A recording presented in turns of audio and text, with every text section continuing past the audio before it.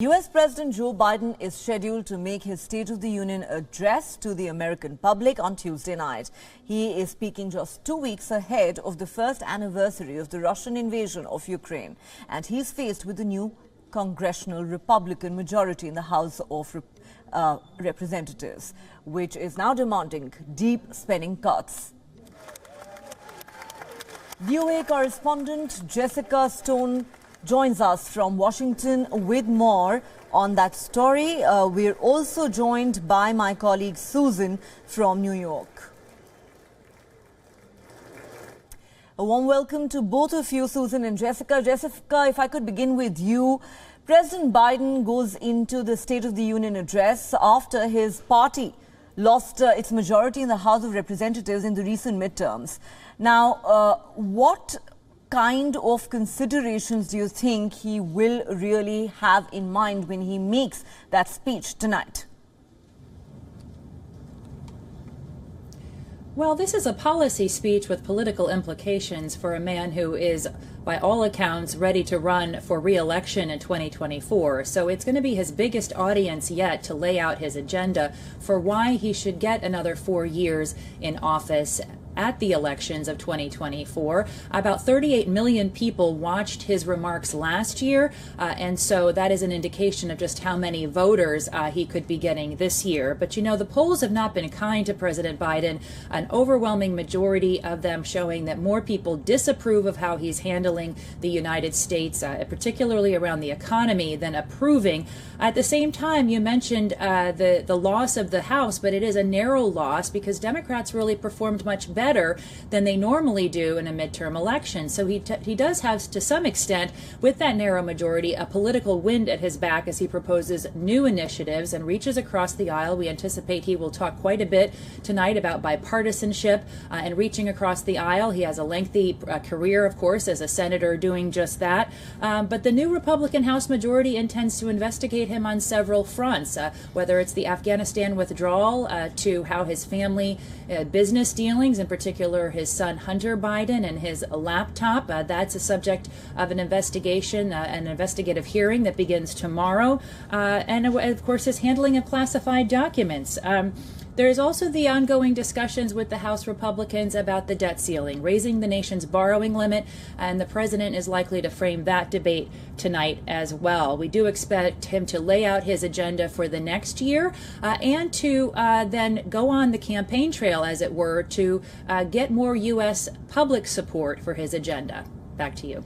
Right. So clearly a host of very important issues that the Americans are hoping that the president will address in his speech tonight. Stay on with us, Jessica. Let me just go across to Susan at this point. Susan, this is Biden's second State of the Union address since Russia invaded Ukraine last February. What can we expect to hear from the president on that front?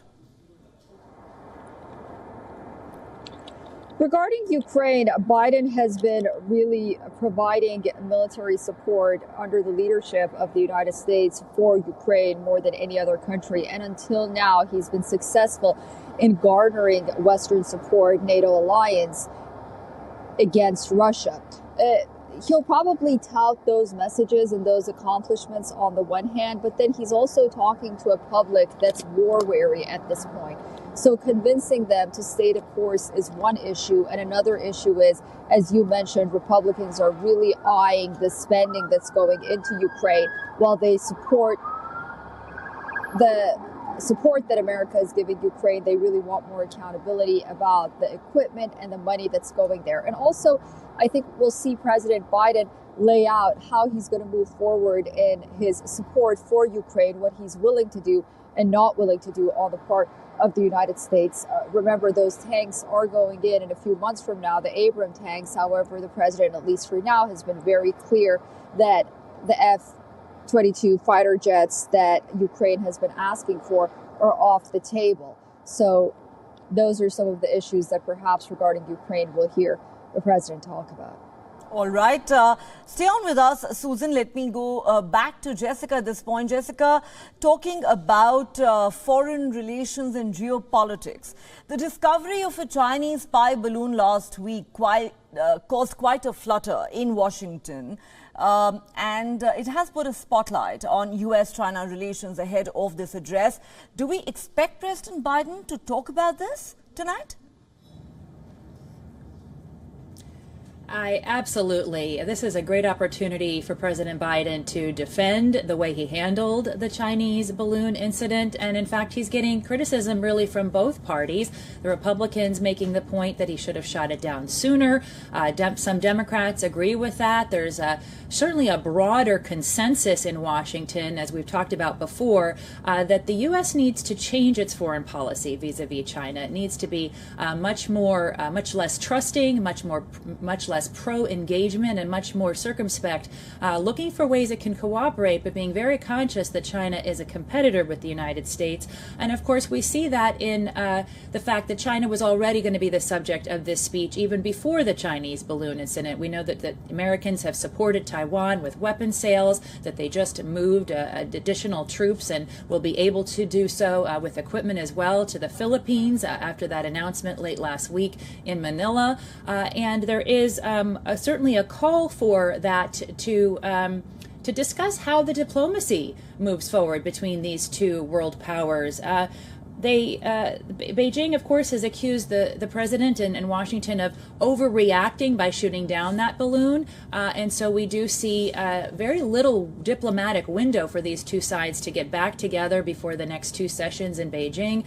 I do think that we'll see the president also talk about TikTok and Huawei and some of the trade-related export controls that the United States has placed on Chinese companies in the interests of national security. So absolutely a focus tonight. All right. Quite interesting.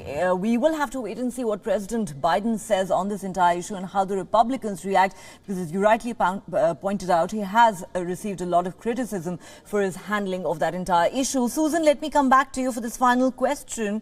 Jessica, of course, mentioned that this is a president who intends to run for office again in 2024. But what do you think are some of the domestic policy issues that President Biden is likely to address tonight? So President Biden really has a challenge in front of him. Is this going to be a soft launch for a new campaign? Is he going to be a candidate? Biden standing up there and trying to convince the American people, which only according to the latest poll, 37% of people within his own party want him to run again.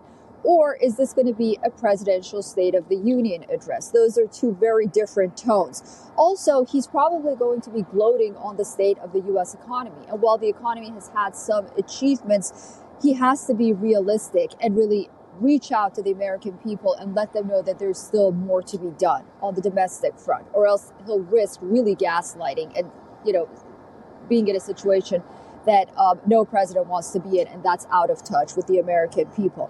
And then ultimately, he has to be careful not to just go through a laundry list of his accomplishments and really try to not only summon the American people, but the other side in a diplomatic, respectful way. And when he talks about unity, pointing fingers about how Republicans are perhaps a new wave of Republicans, the new MAGA Republicans, all of that is going to fall on deaf ears. If he's really genuine in reaching across the aisle and making that point that he's willing to work with the House majority of Republicans in not only a divided government, but a divided America, I think this probably will, and this has happened before, maybe bring his approval ratings a little higher. After State of the Union addresses, sometimes presidents do get a bump in approval ratings, and President Biden definitely needs that. That's a very, very important and interesting point you're making there, Susan. President Biden could certainly do with a bump in his approval ratings. Is he going to get one following the State of the Union address tonight, and also considering that the presidential elections in the United States are scheduled to be held next year? How much is that likely to weigh on his mind as the president makes that speech tonight? We will have to wait to find out. But on that note, Susan and Jessica, thanks so much for your information on that very important story.